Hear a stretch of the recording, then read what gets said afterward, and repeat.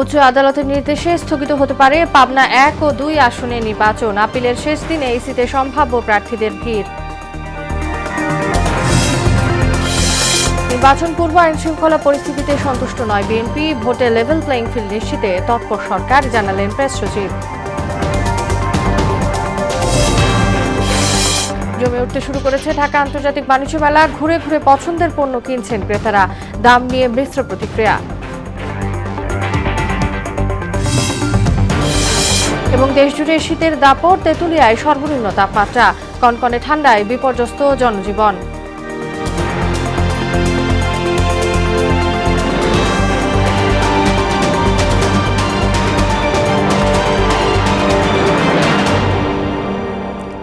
আসসালামু আলাইকুম, স্বাগত মোহনা সংবাদে। এতক্ষণ শুনছিলেন শিরোনাম, পুরো সংবাদের সঙ্গে আছি তাসনুবা বিনতে তাহের। নির্বাচন কার্যক্রম স্থগিত হতে পারে পাবনা 1 ও 2 আসনে। সংসদীয় সীমানা সংক্রান্ত রিটের পক্ষে সুপ্রিম কোর্টের আপিল বিভাগের রায়ে এর সম্ভাবনা তৈরি হয়েছে। তবে এ বিষয়ে এখনও সিদ্ধান্ত হয়নি বলে জানিয়েছে নির্বাচন কমিশন। এদিকে নির্বাচনের প্রার্থিতা নিয়ে আপিল আবেদনের শেষ দিনে ভিড় দেখা যায় নির্বাচন ভবনে। আরও জানাচ্ছেন এমআর আসাদ। নির্বাচন কমিশন সংসদীয় আসনের সীমানা চূড়ান্ত করার পরও সংক্ষুব্ধ অনেকেই উচ্চ আদালতে রিট করেন। এমনই একটি রিটের রায়ে পাবনা 1 ও 2 আসনের নির্বাচন কার্যক্রম স্থগিত রাখতে আদেশ দেন আপিল বিভাগ। তবে নির্বাচন কমিশন এ বিষয়ে এখনও সিদ্ধান্ত জানায়নি। এ বিষয়ে কোনো নির্দেশনা যায়নি পাবনা জেলা রিটার্নিং কর্মকর্তার কাছে।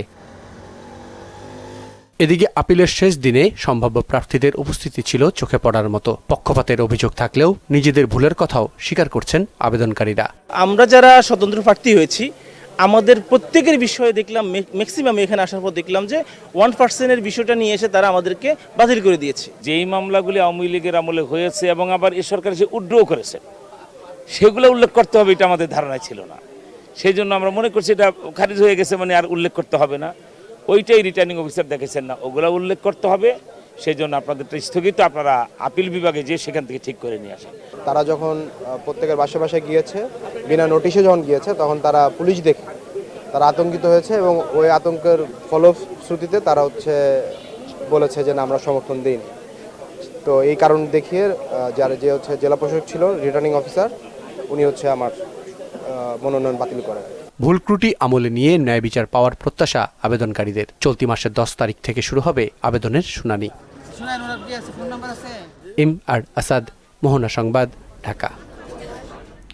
মানুষ নির্বাচনের অপেক্ষা করলেও আইন শৃঙ্খলা পরিস্থিতি সন্তোষজনক নয় বলে মন্তব্য করেছেন বিএনপি মহাসচিব মির্জা ফখরুল ইসলাম আলমগীর। সকালে ঠাকুরগাঁওয়ে নিজ বাসভবনে স্থানীয় নেতাদের সঙ্গে মতবিনিময়কালে আইন শৃঙ্খলা পরিস্থিতি নিয়ে এ উদ্বেগ জানান তিনি। বিএনপির ভারপ্রাপ্ত চেয়ারম্যান তারেক রহমানের উত্তরবঙ্গ সফরে পিছিয়ে পড়া অঞ্চলকে অগ্রাধিকার দেওয়া হবে বলে উল্লেখ করেন মির্জা ফখরুল। জানান, ছাত্র সংসদগুলোতে ভোটের ফলাফল জাতীয় নির্বাচনে প্রভাব ফেলবে না। বিশ্ববিদ্যালয়ের নির্বাচন, এটা আপনার জাতীয় নির্বাচনে কখনোই কোনোদিনই আপনার কোনো প্রভাব ফেলেনি। আমরা আশা করি এবারে সেভাবে কোনো প্রভাব ফেলবে না। দেশের মানুষ তো অপেক্ষা করছে নির্বাচনের জন্য, কিন্তু আইন শৃঙ্খলা পরিস্থিতি যা দাঁড়িয়েছে সেটাতে আমি আপনার খুব সন্তুষ্ট হতে পারছি না। রোববার উত্তরবঙ্গ সফরে সিরাজগঞ্জে বেগম খালেদা জিয়ার জন্য আয়োজিত দোয়া ও মিলাদ মাহফিলে যোগ দেবেন তারেক রহমান। তাকে স্বাগত জানাতে যমুনা সেতু থেকে বগুড়া পর্যন্ত রাস্তার দুধারে সংবর্ধনার প্রস্তুতি নিচ্ছে সিরাজগঞ্জ জেলা বিএনপি। সোহেল রানার প্রতিবেদন, জানাচ্ছেন আফরিন পপি। দীর্ঘ 17 বছর পর দেশে ফিরেছেন বিএনপির ভারপ্রাপ্ত চেয়ারম্যান তারেক রহমান। দেশে ফেরার পর প্রথমবারের মতো উত্তরবঙ্গ সফরে যাচ্ছেন তিনি। যাত্রাপথে সিরাজগঞ্জ সদর উপজেলার কালিয়া হরিপুর ইউনিয়নের বিসিক শিল্প পার্কে বেগম খালেদা জিয়ার রুহের মাগফিরাত কামনায় আয়োজন করা দোয়া মাহফিলে অংশ নেবেন তারেক রহমান। দলের ভারপ্রাপ্ত চেয়ারম্যানের আগমন উপলক্ষে আনন্দিত ও উচ্ছ্বসিত সিরাজগঞ্জের নেতাকর্মীরা। বরণে ইতোমধ্যেই নানা প্রস্তুতি গ্রহণ করা হয়েছে। স্থানীয় বিএনপি নেতারা বলছেন, যমুনা সেতু পার হওয়ার পর তারেক রহমানকে স্বাগত জানিয়ে বিসিক শিল্প পার্কে নেওয়া হবে। দোয়া মাহফিল শেষে তিনি বগুড়ার উদ্দেশ্যে রওনা দিবেন। এ সময় মহাসড়কের দুপাশে প্রতিটি উপজেলার হাজার হাজার নেতাকর্মী তাকে স্বাগত জানাবেন। আমাদের সিরাজগঞ্জে তারেক রহমান আসতেছে, আমরা সিরাজগঞ্জবাসী আনন্দিত এবং গর্বিত। উনি যখন ঢাকায় আসছিল সেই দিনই তো সিরাজগঞ্জের লোক 3 দিন আগের থেকেই ঢাকার মাটিতে পা রাখছে। ইউনিয়ন বিএনপির নেতৃত্বের সাথে উপজেলা বিএনপির সাথে সমন্বয় করে আমরা এই সম্বর্ধনা ব্যবস্থা সর্বোচ্চ করার চেষ্টা করব। উনি আমাদের মাঝে উপস্থিত থাকবেন, সেই উপলক্ষে আমরা যেমন একদিকে শোকাহত তেমনি আমরা অন্যদিকে আনন্দিত। শুধু দলীয় নেতাকর্মী নয়, সাধারণ মানুষের মধ্যেও ব্যাপক উৎসাহ তৈরি হয়েছে বলে জানান জেলা বিএনপির সাধারণ সম্পাদক। সকল দলীয় অঙ্গ সংগঠনের নেতাকর্মীরা আছে, তাদের সঙ্গে আমরা আলোচনা করেছি কিভাবে এটাকে সার্থক করা যায়। প্রত্যেকেই তাদের কার্যক্রম শুরু করছে এবং সেখানে ইনশাল্লাহ প্রচুর জনগণ এবং দলের নেতাকর্মীরা উপস্থিত থাকবেন। আর বিএনপির স্থায়ী কমিটির সদস্য ইকবাল হাসান মাহমুদ টুকু বলেন, বেগম জিয়ার দোয়া মাহফিলের দাওয়াতে তারেক রহমান উপস্থিত থাকার সম্মতি দেওয়ায় বিএনপির পক্ষ থেকে সকল প্রস্তুতি সম্পূর্ণ করা হচ্ছে। আমরা সিরাজগঞ্জ থেকে ম্যাডামের জন্য গণ দোয়ার আয়োজন করেছি। সেইখানে আমরা তারেক রহমান স্যারকে দাওয়াত করছি যে আপনি উপস্থিত থেকে এই দোয়া অনুষ্ঠানটা পরিচালনা করে যাবেন। উনি রাজি হয়েছেন, উনি আসবেন। বগুড়া যাবার পথে যমুনা থেকে সিরাজগঞ্জের শেষ সীমানা চান্দাইকোনা পর্যন্ত হাজার হাজার মানুষ তাকে স্বাগত জানাবেন বলেও জানান তিনি। আফরিন পপি, মোহনা সংবাদ। এ নিয়ে আরও জানাতে বগুড়া থেকে যুক্ত হচ্ছেন সহকর্মী রাসেল কবির। রাসেল, বগুড়া প্রস্তুতির সবশেষ খবর আমাদের জানাবেন।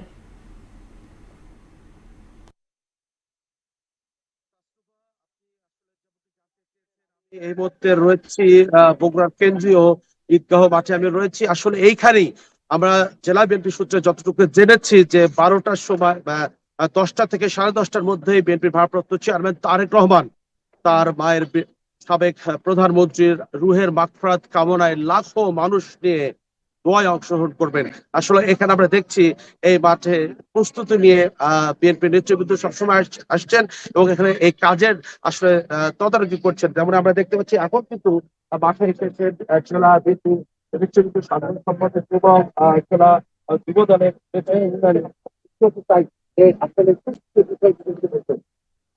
আমাদের 11 তারিখে চেয়ারম্যান যারা তারেক রহমান আগমন উপলক্ষে 12 তারিখে যে গণদোয়া রয়েছে দেশনেত্রী বেগম খালেদা জিয়ার জন্য, এই গণদোয়ার সকল প্রস্তুতি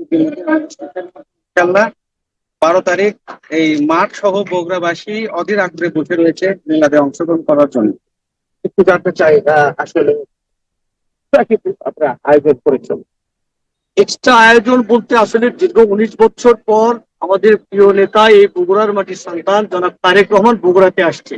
এক্সট্রা বলতে দীর্ঘ বগুড়ার 45 লক্ষ জনগণ জনাব তারেক রহমানের অপেক্ষায় অধীর আগ্রহে এতদিন ওনাকে আমরা বিগত দিনে টিভিতেও ওনাকে দেখা নিষিদ্ধ ছিল। আমরা শুধু এই ফেসবুকের মাধ্যমে হয়তো তার সঙ্গে যোগাযোগ কিংবা এসে ছিল, কিন্তু এখন বগুড়াবাসী তাকে সশরীরে দেখবে। এই উচ্ছ্বাস, এই আবেগে সারা বগুড়ার মানুষ তার উৎকণ্ঠায় আছে এবং তার সঙ্গে কখন তার সঙ্গে দেখা হবে। সাধারণ মানুষের উপস্থিতি সাধারণ মানুষের উপস্থিতি ব্যাপকভাবে উপস্থিত থাকবে। এখানে কোনো দল মত নাই। তারেক রহমানের ক্ষেত্রে, জিয়া পরিবারের ক্ষেত্রে বগুড়াবাসী সবাই এক ঐক্যবদ্ধ। এখানে তাকে দেখার জন্য আমাদের নেতা যেখানে তিনি দেশে থাকাকালীন বগুড়াতে প্রতি সপ্তাহে ক্ষমা পেলে বগুড়াতে আসবে। আজকে উনি যখন 25 তারিখ 25 ডিসেম্বর বাংলাদেশে এসেছেন, বগুড়ার প্রত্যেকটি জনগণের চাহিদা কখন তারেক রহমান বগুড়াতে আসবে, যেমনটি আসলে বলছিলেন কখন আসলে বগুড়ায় আসবে। আর এই এসে মূলত আসলে বগুড়ার যে শোকাতু পরিবেশ, পাশাপাশি আমরা দেখেছি যে উৎসাহ, মূলত আসলে নেতাকর্মী সাধারণ মানুষের চোখের এবং মুখের ভাষা। একদিকে বিএনপির সাবেক চেয়ারপারসন খালেদা জিয়ার রুহের মাগফিরাত কামনা, পাশাপাশি তারেক রহমানকে বরণের জন্য প্রস্তুত বগুড়ায় প্রায় 50 লক্ষ মানুষ। তো তার সঙ্গে এই ছিল আমার কাছে তারেক রহমান বগুড়া আসা নিয়ে সেন্ট্রাল মাঠ থেকে সর্বশেষ। ধন্যবাদ রাসেল। ত্রয়োদশ জাতীয় সংসদ নির্বাচনে লেভেল প্লেইং ফিল্ড নিশ্চিত করতে সরকার সার্বিক ব্যবস্থা নিয়েছে বলে জানিয়েছেন প্রেস সচিব শফিকুল আলম। দুপুরে ময়মনসিংহ নগরীর শিববাড়ি মন্দির পরিদর্শন ও সনাতন ধর্মাবলম্বীদের সঙ্গে শুভেচ্ছা বিনিময় শেষে একথা বলেন তিনি। এ সময় তিনি আরও বলেন, বাংলাদেশ একটি সম্প্রীতির দেশ, কিন্তু সাম্প্রতিক সময়ে বিভিন্ন অজুহাতে কেউ কেউ মাজারে হামলা চালাচ্ছে, যা নিন্দনীয়। নির্বাচনের আগে আমরা লেভেল প্লেইং ফিল্ড করার জন্য সব যা যা করণীয় সবই করা হচ্ছে, আর কোনো ধরনের পক্ষপাতিত্ব কারো প্রতি করা হয়নি। জানুয়ারির ঠিক এই সময়েই কালুষার মাজারে কিছু লোক হামলা করেছিল, হামলা করে এটা যথেষ্ট ক্ষয়ক্ষতি করেছে, জামা ওইটার ভাঙচুর করেছে। আমরা দেখলাম যে এই বছর তারা আবার এটাকে মেরামত করেছেন। এই গভর্নমেন্টের তরফ থেকে সবার কাছে একটাই মেসেজ যে বাংলাদেশ সম্প্রীতির দেশ, সবাই মিলেই আমরা। সাপ্তাহিক ছুটির দিনে জমে উঠতে শুরু করেছে ঢাকা আন্তর্জাতিক বাণিজ্য মেলা। মেলা শুরুর পরে প্রথম শুক্রবারেই মানুষের ভিড় ছিল চোখে পড়ার মতো। দেশি বিদেশি বাহারি পণ্য থেকে ক্রেতারা কিনছেন তাদের পছন্দের সামগ্রী। তবে দাম নিয়ে ক্রেতাদের মিশ্র প্রতিক্রিয়া থাকলেও দোকানিরা বলছেন ছাড় চলছে বিভিন্ন পণ্যে। মফিউর রহমানের রিপোর্ট। ঢাকা আন্তর্জাতিক বাণিজ্য মেলার ৩০তম আসরের প্রথম সাপ্তাহিক ছুটির দিনে মানুষের উল্লেখযোগ্য ভিড় দেখা যায়। সকাল থেকে মানুষ আসতে থাকে মেলায়, বেলা বাড়ার সঙ্গে সঙ্গে ভিড় বাড়তে থাকে। গেল কয়েক বছর মেলা পূর্বাচলে অনুষ্ঠিত হওয়ায় ঢাকা ছাড়াও আশপাশের জেলা থেকে আসছেন মানুষজন। জমকালো এবারের আসরে উঠেছে দেশি বিদেশি নানা পণ্য, আছে বিভিন্ন দেশের স্টল। এসব স্টলে দোকানিরা স্ব দেশের ঐতিহ্যবাহী পণ্যের পসরা সাজিয়ে বসেছেন। এছাড়া বাংলাদেশি বিভিন্ন স্টলে রয়েছে বাংলাদেশের ঐতিহ্যবাহী পণ্য। রেশমি চুড়ি, লেস ফিতা ছাড়াও আছে হাল আমলের নানা গহনাসহ নারীদের বিভিন্ন প্রসাধনী। দেশের বিভিন্ন প্রান্ত থেকে আসা ক্রেতাদের মধ্যে পণ্যের দাম নিয়ে রয়েছে মিশ্র প্রতিক্রিয়া। প্রাইস একটু বেশি, সামান্য একটু বেশি। দেখে শুনে কিনলে বলা যায় রিজনেবল। কসমেটিক কিনছি, এই যে চামচ, প্লেট, অনেক কিছুই কিনছি। তবে আগের বার থেকে ভালো লাগছে। অনেক সুশৃঙ্খল পরিবেশ এবং নামাজের জায়গাটা আছে, নামাজও পড়লাম, দেখলাম খুব ভালো জায়গা। মেলাতে যদি একটু রেস্টের একটা জায়গা থাকতো, যে অন্তত চেয়ার কিছু দিলে। বড়দের হাত ধরে এসেছে শিশুরা, তারাও কিনছে পছন্দের পণ্য। দেখলাম যেটা ভালো লাগে ওইটাই কিনবো, ভাবতেছি ইউনিক কিছু কিনবো। লালমনিয়া থেকে আমি এখানে মেলা দেখার জন্য এসেছি, খেলনা টেলনা এগুলা কিনবো। ফ্যামিলির সাথে আসছি, অনেক মজা হচ্ছে।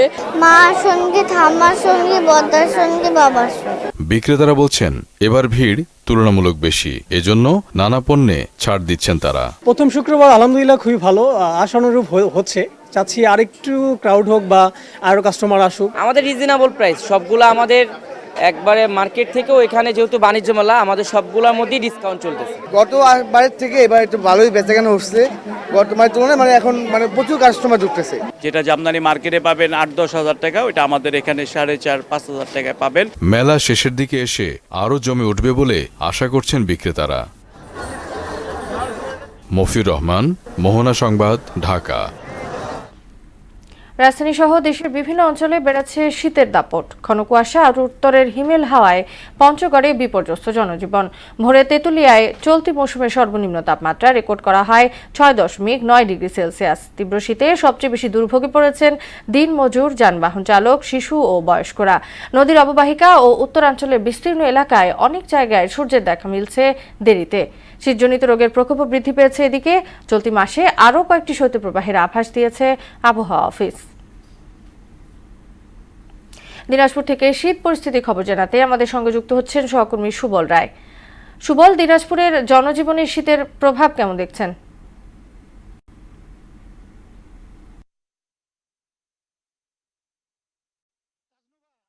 যেমনটি বলছিলেন যে আসলে দিনাজপুরে কিন্তু এখন পর্যন্ত আজকে তাপমাত্রা রেকর্ড করা হয়েছে কিন্তু ৯.৮ ডিগ্রি সেলসিয়াস।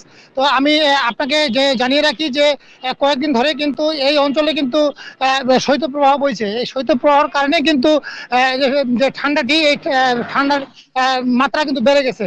তো এখন যেহেতু এই শৈত্যপ্রবাহ চলছে, এই তুলনায় কিন্তু শ্রমজীবী যারা অটো চালায়, রিক্সা চালায়, তাদের জন্য কিন্তু কষ্টকর হয়ে দাঁড়িয়েছে। তো আমি এখন যেহেতু আমি এই এলাকায় আছি, তো আমি একটু কথা বলতে চাই যে এই অত্র অঞ্চলে যে শীত পড়ছে, শৈত্যপ্রবাহ আসলে কেমন অনুভূতি করতেছে? আমরা অবশ্য খুব কাহিল অবস্থা দিন যাপন করছি। গত কয়েকদিন ধরে শীতের তীব্রতা এত বেড়েছে, বিশেষ করে কর্মজীবী মানুষ, সাধারণ মানুষ, খেটে খাওয়া মানুষরা খুব কষ্টের মধ্যে দিন যাপন করছে। এবং এই শীত আশা করি ইনশাল্লাহ আগামী ২-১ দিনের মধ্যে যদি কমে যায়, তাহলে আমাদের কিছুটা এই ঠান্ডা থেকে আমরা পরিত্রাণ পাবো। আর মহান রাব্বুল আলামিনের কাছে আমরা দোয়া করি যেন আমাদের এই প্রাকৃতিক এই শীতের যে মানে পরিত্রাণ, এখান থেকে আমরা পরিত্রাণ চাই। আমরা চাই যে এই ঠান্ডা যেন তাড়াতাড়ি এই শৈত্যপ্রবাহ কমে যায়, তাহলে এখানকার মানুষ, এই উত্তরের মানুষ, তারা তাদের যে মানে শীতবাহিত যে রোগ এবং বিভিন্ন সমস্যা থেকে তারা পরিত্রাণ পাবে। ধন্যবাদ আপনাকে। আপনি যেমন শুনলেন যে আসলে এই অঞ্চলে কিন্তু এখন বিশেষ করে শীতজনিত যে রোগ, যেমন জ্বর, সর্দি, কাশ, নিউমোনিয়া, এগুলি কিন্তু বয়স্কদের জন্য কিন্তু বেশি হচ্ছে। তো আমি আবহাওয়া দপ্তরের সাথে আমি কথা বলেছি, তিনারা আমাকে যেমনটি জানিয়েছেন যে এখন পর্যন্ত তেমন ভালো কোনো খবর নেই। যত দিন যাবে তত কিন্তু তাপমাত্রার হার কমে আসবে। তো এদিকে আমি জেলা প্রশাসনের সাথে কথা বলেছি যে শীতজনিত যে কারণে যে কম্বল বিতরণ চলছে, অব্যাহত আছে। এখন পর্যন্ত কিন্তু সারা উপজেলায় শীতবস্ত্র বিতরণ চলছে। তো এই ছিল আমার কাছে দিনাজপুর থেকে সর্বশেষ তথ্য। সুবল, আপনাকে ধন্যবাদ। জিয়াউর রহমান ও বেগম খালেদা জিয়ার সমাধিতে শ্রদ্ধা জানিয়েছে বাংলাদেশ জাতীয়তাবাদী সাংবাদিক ফোরাম। এ সময় কবর জিয়ারত এবং দোয়া করেন সংগঠনের নেতাকর্মীরা। গণমাধ্যমের স্বাধীনতা নিশ্চিতে জিয়াউর রহমান ও বেগম খালেদা জিয়ার অবদানের কথা তুলে ধরেন তারা।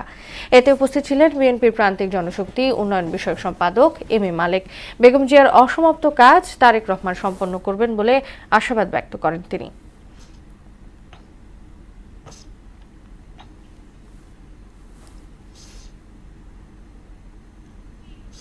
আজকের এই দিনে আমরা দেশনেত্রী বেগম খালেদা জিয়ার খুব অভাব অনুভব করছি। একইভাবে অনুভব করছি শহীদ রাষ্ট্রপতি জিয়াউর রহমানের অবদানকে এই দেশের গণতন্ত্র রক্ষার জন্য এবং সংবাদপত্রের স্বাধীনতা নিশ্চিত করার জন্য। তার যে স্বপ্ন, তার যে আদর্শ, সে আদর্শটাকে আমরা জীবন দিয়ে সেটাকে পূরণ করার জন্য, সেটাকে বাস্তবায়ন করার জন্য আমরা আমরণ সংগ্রাম করে যাব। দেশনেত্রী বেগম খালেদা জিয়া এবং জিয়াউর রহমানের উত্তরসূরি তারেক রহমানের মধ্য দিয়ে আমরা সেই জিনিসটা আমরা পাবো। দেশ ও জনগণের হয়ে তিনি কাজ করবেন, তাহলেই বোধ হয় আমার মনে হয় শহীদ রাষ্ট্রপতি জিয়াউর রহমান এবং দেশনেত্রী বেগম খালেদা জিয়ার আত্মার শান্তি আসবে। ধর্মঘট প্রত্যাহার করলেও কাটেনি এলপিজি সিলিন্ডার সংকট। যতটুকু মিলছে তাতেও দাম চড়া, ভোক্তাকে গুনতে হচ্ছে ২,০০০ থেকে ২২০০ টাকা পর্যন্ত। এতে বিপাকে পড়েছেন নিম্ন ও মধ্যবিত্ত পরিবার সহ হোটেল ব্যবসায়ীরা। আর এলপিজি ব্যবসায়ীরা বলছেন পরিস্থিতি স্বাভাবিক হতে রোববার পর্যন্ত সময় লাগতে পারে। সরবরাহ বাড়ায় রাজধানীর বাজারে সবজির দামে স্বস্তি ফিরেছে। স্থিতিশীল রয়েছে ডিম এবং মুরগির বাজার, তবে মাছের দাম নিয়ে অভিযোগ আছে ক্রেতাদের। এদিকে সপ্তাহ ব্যবধানে চাল ও ডালের দাম বেড়েছে কেজিতে ৩ থেকে ৪ টাকা পর্যন্ত। উষা ফেরদৌসের রিপোর্ট। থরে থরে সাজানো হরেক রকম সবজি, শীতকালীন সবজিতে এখন ভরপুর রাজধানীর বাজার। এতে দামও চলে এসেছে হাতের নাগালে। বেশিরভাগ সবজি বিক্রি হচ্ছে ৫০ থেকে ৬০ টাকা কেজি দরে। শিম ৪০ থেকে ৬০, বেগুন ৬০ থেকে ৭০ টাকায় বিক্রি হচ্ছে। তবে টমেটো এবং কাঁচামরিচের দাম কেজিতে ৮০ থেকে ১০০ টাকা। নতুন আলু ২৫ থেকে ৩০ আর পেঁয়াজ ৫০ থেকে ৬০ টাকায় বিক্রি হচ্ছে। ফুলকপি, পাতাকপি, তারপরে আছে আপনার টমেটো, লাউ, সিম সবগুলো মোটামুটি এখন নিয়ন্ত্রণের মধ্যে আসছে অনেকটা। সবজির দাম আগের চাইতে তুলনামূলক সবজি উৎপাদনও বেড়েছে, দাম কম আছে আমার কাছে মনে হয়েছে। আগের মতন এত দাম নাই, দাম নামছে, পেঁয়াজের দাম একটু কমছে। স্থিতিশীল রয়েছে গরিবের আমিষ নামে খ্যাত ডিম এবং মুরগির দাম। ফার্মের ডিম বিক্রি হচ্ছে ১০০ থেকে ১১০ টাকায়, আর ব্রয়লার মুরগি বিক্রি হচ্ছে ১৫০ থেকে ১৭০ টাকায়। মুরগি আর ডিমটা আগে তুলনায় অনেক কমে আসছে। যেমন ১০ টাকার ডিম এখন ৮ টাকা পিস বিক্রি হইতেছে, আর ব্রয়লার তো ১৭০ ছিল, এখন ১৬০ কি খুচরা, অনেকে ১৫৫, ১৫০ টাকা বিক্রি করছে। সবগুলো দামে কম, নিয়ন্ত্রণে কম হলে বেশি হলে নিয়ন্ত্রণে আছে। ডজন সাদাটা ১১০ টাকা। এদিকে বরাবরের মতোই অস্বস্তি মাছের বাজারে। শীতকালে মাছের বাজারে সরবরাহ বাড়লেও দাম না কমার অভিযোগ ক্রেতাদের। রুই মাছ ৬০০ টাকা কেজি, এটা কি স্বাভাবিক কথা? মাছের সরবরাহ বাড়লেও আসলে দামটা একটু বেশি, সব মাছের দামই মনে হচ্ছে একটু বেশি। আজকের বাজারটা একটু, মাছের দামটা একটু বেশি। ঠান্ডায় তো জাউলারা মাছ ধরতে পারে না, শীতের নামে কম, এই কারণে বাজারে বেড়েছে চালের দাম। এক সপ্তাহের ব্যবধানে মিনিকেট ও নাজিরশাইল চালের দাম বেড়েছে ৩ থেকে ৪ টাকা পর্যন্ত। চালের পাশাপাশি বেড়েছে ছোট দানার মুসুর ও মুগ ডালের দাম। মুগ ডাল দেশিটা বাড়ছে, আপনার বোল্ডারও বাড়ছে আগের 3 থেকে 4 টাকা বাড়ছে কেজিতে। 2-3 টাকা বাড়লে কি করা? চাল ডাল এটা কন্ট্রোলে আসেনি। আসলে চাল 80 টাকা 70 টাকা দিয়ে কিনে খাওয়ার মতো এখনো আমাদের ওই ধরনের ক্যাপাবিলিটি তৈরি হয়নি। বাজার স্থিতিশীল রাখতে নিয়মিত তদারকির দাবি ক্রেতা বিক্রেতাদের। উষা ফেরদৌস, মোহনা সংবাদ, ঢাকা। শেষ করব মোহনা সংবাদ, যাবার আগে নামগুলো জানিয়ে দিচ্ছি আরো একবার।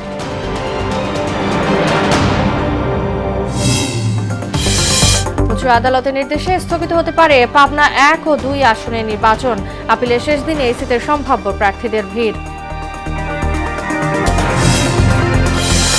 নির্বাচন পূর্ব আইন শৃঙ্খলা পরিস্থিতিতে সন্তুষ্ট নয় বিএনপি। ভোটে লেভেল প্লেইং ফিল্ড নিশ্চিতে তৎপর সরকার, জানালেন প্রেস সচিব।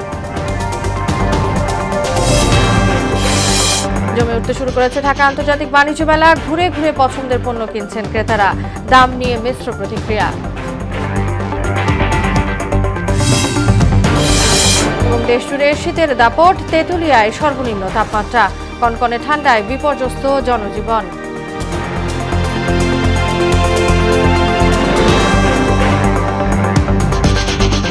এই ছিল মোহনা সংবাদে। পরবর্তী সংবাদ রাত 9টায়। এর আগে সন্ধ্যা 7টায় দেখবেন সংবাদ এক নজরে। মোহনার সবশেষ খবর জানতে ভিজিট করুন www.mohna.tv। সংবাদ দেখতে পান ফেসবুক ও ইউটিউবেও। এতক্ষণ সঙ্গে থাকার জন্য ধন্যবাদ সবাইকে।